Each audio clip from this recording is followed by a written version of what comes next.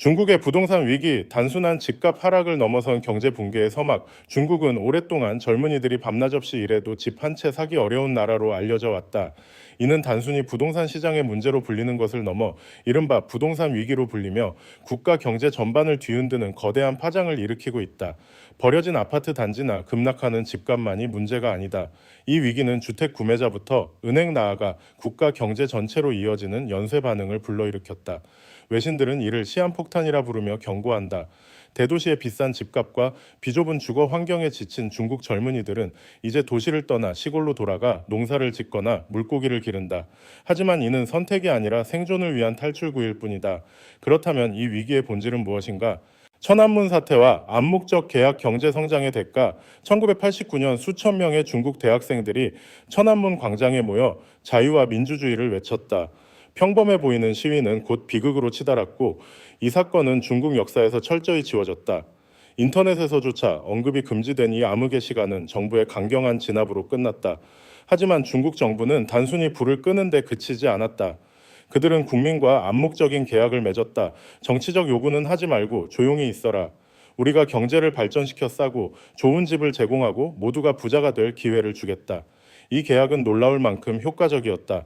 중국 경제는 폭발적으로 성장했고 도시들은 우후죽순처럼 생겨났다. 수천만 명이 빈곤에서 벗어났다. 빠르고 화려했다. 그러나 지금 중국은 그 어느 때보다 암울한 시기를 맞고 있다. 청년 실업률은 사상 최고치를 기록하고 부동산 시장은 급락하며 집을 산 사람들은 건설이 중단된 집 때문에 대출만 떠안고 있다. 은행은 계좌를 동결하고 국민은 돈을 인출하지 못한다. 공장 노동자들은 월급 없이 일하고 기업들은 대기업부터 소규모 회사까지 줄줄이 문을 닫는다. 이 상황은 더 이상 학생들의 시위로 끝날 문제가 아니다. 전 국민이 경제적 출구를 찾아 헤매고 있다. 이 혼란의 중심에 에버그란데라는 이름이 있다. 에버그란데의 몰락 부동산 위기의 신호탄, 2022년 중국의 거대 부동산 개발업체 에버그란데가 파산했다. 이 사건은 단순한 기업의 실패가 아니라 중국 경제 시스템 전반을 뒤흔드는 도화선이 되었다. 국민들은 저축한 돈을 잃고 집도 없이 빈손이 되었다. 무엇보다도 그들은 정부와 시장에 대한 신뢰를 완전히 잃었다. 이 위기는 어디서 시작되었을까? 중국에서 집은 단순한 주거 공간이 아니다. 집은 안정된 삶의 증표이자 결혼과 자녀 양육의 전제 조건이며 노후를 보장하는 재산이다. 특히 결혼을 위해 집을 소유해야 한다는 사회적 압박은 강력하다. 수십 년 동안 중국 가정은 전 재산을 부동산에 쏟아부었다. 집을 사는 것은 단순히 거주 목적뿐 아니라 자산 보존의 수단이었고 정부는 이를 적극적으로 장려했다. 지방정부는 토지를 팔아 재정을 충당했고 중앙정부는 기업들이 대출을 받아 아파트를 짓도록 독려했다. 국민들은 집값이 절대 떨어지지 않을 것이라 믿으며 앞다투어 집을 샀다. 한때 이 시스템은 완벽히 작동했다. 집값은 치솟았고 모두가 행복했다. 부동산은 적자 불가능의 상징이었고 사람들은 부동산 등기증 수집이라는 새로운 취미를 갖게 되었다.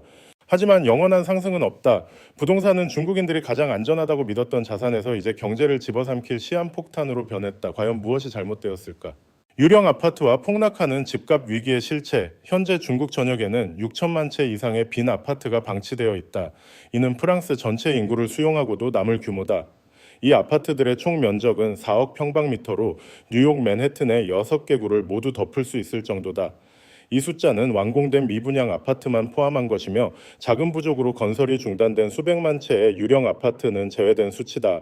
공식 통계에 따르면 완공된 채 방치된 프로젝트의 총 가치는 93조 위안, 약 13조 달러에 달한다. 이는 중국 국민 전체가 작년에 부동산에 지출한 금액의 8배에 해당한다. 한편 이미 판매된 아파트의 가격은 끝없이 하락하고 있다. 2024년 10월 신규 아파트 가격은 5.9% 하락하며 16개월 연속 하락세를 기록했다. 1년 반 동안 단 한 번도 상승하지 못한 것이다. 이 혼란 속에서 국민들은 꼼짝없이 갇혀 있다. 중국인들에게 집은 단순한 주거 공간이 아니라 노후 자금, 비상자산, 그리고 불확실한 사회에서 안정감을 주는 상징이었다. 집값 하락은 단순한 재산 손실을 넘어 신뢰와 안정감의 붕괴로 이어졌다. 상황은 심각해져 중국 정부도 더 이상 외면할 수 없었다. 정부는 공식적으로 부동산이 GDP의 30%에 달했던 핵심 산업임을 인정했다. 하지만 이제 부동산은 경제를 견인하는 동력이 아니라 국민의 자금을 고갈시키고 기업의 신뢰를 무너뜨리며 소비를 얼어붙게 만드는 거대한 부담이 되었다. 모든 정부가 가장 두려워하는 것은 돈의 손실이 아니라 국민의 신뢰 상실이다. 2008년 금융위기와의 비교 중국의 더 깊은 함정. 이 상황은 2008년 미국의 금융위기를 떠올리게 한다. 당시 미국인들도 집값이 영원히 오를 것이라 믿으며 집을 샀다. 은행은 대출을 남발했고 사람들은 집을 마치 포켓몬 카드처럼 모았다. 일부 프로젝트는 기초공사도 시작되기 전에 완판되었다. 하지만 거품이 꺼지자 집값은 폭락했고 은행은 파산했으며 수백만 명이 집을 잃었다. 미국 경제는 붕괴했고 전 세계가 그 여파로 휘청겼다. 회복에는 10년이 넘게 걸렸다. 중국은 지금 비슷한 운명의 갈림길에 서 있다. 하지만 미국과는 결정적인 차이가 있다. 미국인들은 주식, 연금, 소규모 사업 등 다양한 투자 포트폴리오를 갖고 있었다. 반면 중국 가정의 자산 70%는 부동산에 집중되어 있다. 주식도 저축도 없이 오직 집 한 채에 모든 것을 걸었다. 이는 부동산 거품 붕괴가 단순한 경제적 손실을 넘어 전 국민을 절망의 늪으로 몰아넣는 이유다. 한 전문가는 이번 중국의 부동산 위기가 2008년보다 10배 더 심각할 수 있다고 경고했다. 과장이 심해 보일 수도 있지만 상황은 그만큼 절박하다. 에버그란데의 속임수 종이로 쌓은 제국 중국의 부동산 위기를 상징하는 기업은 단연 에버그란데다. 1990년대 중국은 급속한 도시화를 겪으며 농촌 주민들이 도시로 몰려들었다. 주택 수요가 폭발했고 1998년 정부는 주택을 국가가 배분하던 체제를 폐지하며 민간 구매를 허용했다. 이로 인해 부동산 시장은 열풍에 휩싸였다. 에버그란데는 이 기회를 놓치지 않고 중국 최대의 부동산 기업으로 성장했다. 2018년에는 아시아 1위 부동산 기업으로 우뚝 섰다. 모두가 이 거대한 기업은 절대 망하지 않을 것이라 믿었다. 하지만 에버그란데는 종이로 쌓은 성이었다. 바람이 방향을 바꾸자 성은 순식간에 무너졌다. 에버그란데의 사업 모델은 처음부터 불안정했다. 그들은 지방정부로부터 토지를 빌려 프로젝트를 시작했지만 실제 건설을 시작하기도 전에 분양을 시작했다. 구매자들은 미래의 아파트를 예약하기 위해 전액을 선불로 지불했다. 이는 치명적인 함정이었다. 에버그란데는 이 돈을 건설에 투입하는 대신 새로운 토지를 매입하고 또 다른 프로젝트를 시작하는 데 사용했다. A 프로젝트의 자금으로 B 프로젝트의 토지를 사고 B를 팔아 C 프로젝트를 시작하는 식의 끝없는 순환이었다. 이는 전형적인 폰지 사기와 다를 바 없었다. 이 시스템은 집값이 계속 오르고 새로운 구매자가 끊임없이 유입될 때만 유지될 수 있었다. 놀랍게도 중앙정부는 이를 규제해야 했지만 책임을 지방정부에 떠넘겼다. 지방정부는 토지 임대 수익에 의존하며 재정을 유지했기 때문에 이 위험한 게임에 눈을 감았다. 지방정부 예산의 50%가 토지 임대에서 나왔다.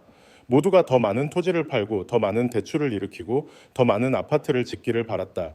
이 거짓된 순환은 결국 파국을 맞았다. 무너진 신뢰와 분노한 국민. 2020년 중국 정부는 부동산 기업의 과도한 차입을 막기 위해 세계 레드라인 정책을 도입했다. 하지만 에버그란데 같은 기업에게 이는 사형 선고였다. 추가 대출이 막히고 프로젝트를 완성할 자금이 없어지자 수백만 명의 구매자들이 집을 요구하며 거리로 나섰다. 더 충격적인 사실은 에버그란데의 회계 조작이었다. 그들은 미완성 아파트를 자산으로 장부에 기록하고 이를 담보로 은행에서 대출을 받았다. 하지만 이 아파트들은 이미 판매된 것이어서 에버그란데의 자산이 아니었다. 에버그란데는 2021년 3천억 달러의 부채를 안고 완전히 붕괴했다. 이 충격은 부동산 산업 전반으로 퍼졌다. 중국 부동산 기업들의 총 부채는 5.3조 달러에 달했고 미완성 건축물은 전국에 흩어져 있었다. 가장 큰 피해는 국민들에게 돌아갔다. 썩은 아파트라 불리는 미완성 주거지에서 일부 가정은 전기, 수도, 창문도 없는 공간에 억지로 거주했다. 50세 여성은 평생 모은 돈으로 구입한 집이 감옥 같은 내벽으로 변했고 물은 매일 손으로 나르며 살아야 했다고 증언했다. 2021년 7월 1일 중부 지역의 한 프로젝트에서 수천 명의 구매자들이 공사가 재개되지 않으면 모기지 상환을 거부하겠다고 선언했다. 이 움직임은 전국으로 퍼져 7월 20일까지 100개 이상의 프로젝트가 동참했고 이후 300개 이상으로 늘어났다. 수만 명이 은행 대출 상환을 거부하며 정부의 관심을 끌려 했다. 천안문 사태 이후 중국에서 대규모 시위는 극히 드물다. 정부는 시위 영상을 삭제하고 시위자들을 체포했지만 국민의 분노는 더 거세졌다. 은행 위기 신뢰의 연쇄, 붕괴, 부동산 시장의 붕괴는 은행으로 불길을 옮겼다. 국민들은 예금을 잃을까 두려워 은행으로 달려가 돈을 인출하려 했다. 하지만 은행은 계좌를 동결했고 일부 예금은 흔적도 없이 사라졌다. 중국 은행의 대출 70% 이상은 미완성 아파트에 묶여 있었다. 대출자들이 상환을 못하면 은행은 이를 회수할 자산조차 확보할 수 없었다. 결국 은행도 위태로워졌다. 2023년 정저우시에서는 지역 농협이 예금을 동결하고 잠적하며 수천 명이 중국 인민은행 앞에서 시위했다. 이 은행들은 부동산과 지방정부 프로젝트에 무분별히 투자했다가 실패한 경우였다. 정부는 2024년 한 해 동안 290개 이상의 소규모 농협을 국영은행으로 흡수하며 위기를 수습했지만 이는 빙산의 일각일 뿐이었다. 중국 농촌은행은 3,700개에 달하며 57조 위안 약 7.8조 달러의 자산을 보유하고 있다. 하지만 이 자산 중 얼마나가 위험한 투자에 묶여 있는지는 누구도 정확히 모른다. 경제의 덫 부동산에 얽힌 중국의 미래. 중국 경제는 부동산과 금융에 지나치게 의존한다.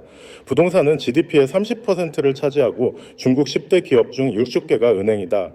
정부는 처음에는 부동산 기업을 구제하지 않겠다고 했지만 경제 붕괴의 위협을 느끼고 방향을 틀었다.